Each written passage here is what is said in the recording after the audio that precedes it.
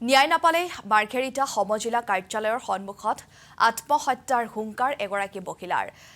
এগৰাকী দৰিদ্ৰ কৰ্কট ৰোগত আক্ৰান্ত মহিলাৰ এই আৰ্তনাদ মাৰ্ঘেৰিটা চেগুনবাৰীস্থিত জয়ানগৰ অঞ্চলত থকা চৰকাৰী ভূমি হস্তক্ষেপৰ অভিযোগ পবিত্ৰ বৰগোহাঁই নামৰ এজন লোকৰ কৰ্কট ৰোগত আক্ৰান্ত মহিলাগৰাকী বাস কৰে সেই ভূমিত মহিলাগৰাকীৰ ঘৰ পৰ্যন্ত ভাঙি দিয়ে পবিত্ৰ বৰগোহাঁয়ে কোনো চৰকাৰী জাননী জাৰি নকৰাকৈয়ে 4 নৱেম্বৰত ভাঙি দিয়ে অসহায় পৰিয়ালটিৰ বাসগৃহ পৰিয়ালটোক পবিত্ৰ বৰগোহাঁয়ে মানসিকভাৱে হাৰাশাস্তি কৰাৰো অভিযোগ উত্থাপন হৈছে উক্ত অঞ্চলত 10 বিঘা চৰকাৰী মাটিত বহুকেইটা পৰিয়ালে বসবাস কৰি আছে ইতিমধ্যে ভূমিপট্টাৰ বাবে বসুন্ধৰা আঁচনিৰো নথি জমা দিয়ে কিন্তু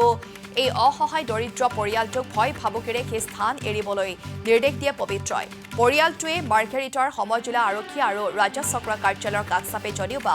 আৰক্ষী প্ৰশাসন আৰু ৰাজচক্ৰ বিষয়াই কোনো গুৰুত্ব প্ৰদান নকৰাৰ অভিযোগ মুখ্যমন্ত্ৰীৰ ওচৰত ন্যায়ৰ বাবে আহ্বান জনাই দৰিদ্ৰ মহিলাগৰাকীয়ে পবিত্ৰ বৰগোহাঁই নামৰ এজন লোকে মোক সদায় হাৰাশাস্তি কৰি আহিছে এই মাটি তাৰ লাগে আৰু যোৱা 4 তাৰিখে নৱেম্বৰৰ 4 তাৰিখে মোৰ এক বাথৰুম লেট্ৰিন বাথৰুম আৰু ঘৰ এটা আছিলে কেঁচাই মোৰ পকা বনাব পৰা সামৰ্থ্য নাই তো তাত সব জেচিপি লগাই মই নথকা সুযোগ লৈ জেচিপি লগাই পুৰা ভাঙচুৰ কৰি একেবাৰে হেৰি কৰি দিছে তাৰ পাছত মই থানাত গলো নিজৰ স্থানীয় থানাত মাৰ্ঘেৰিটা তাতো একো মোক হেৰি দিয়া নাই যেটো আছে মোৰ এনো মই কেন্সাৰ বেমাৰী হয় মোৰ ল'ৰা এটা আছে এতিয়া যেনে তেনে মই কোনো ৰকম কাম কৰি ল'ৰাটোক পঢ়াই আছো কোনো ফালৰ পৰা মই একো সহায় পোৱা নাই একো পোৱা নাই কিন্তু তাতে মোক মানে এতিয়া মানুহবিলাকে এই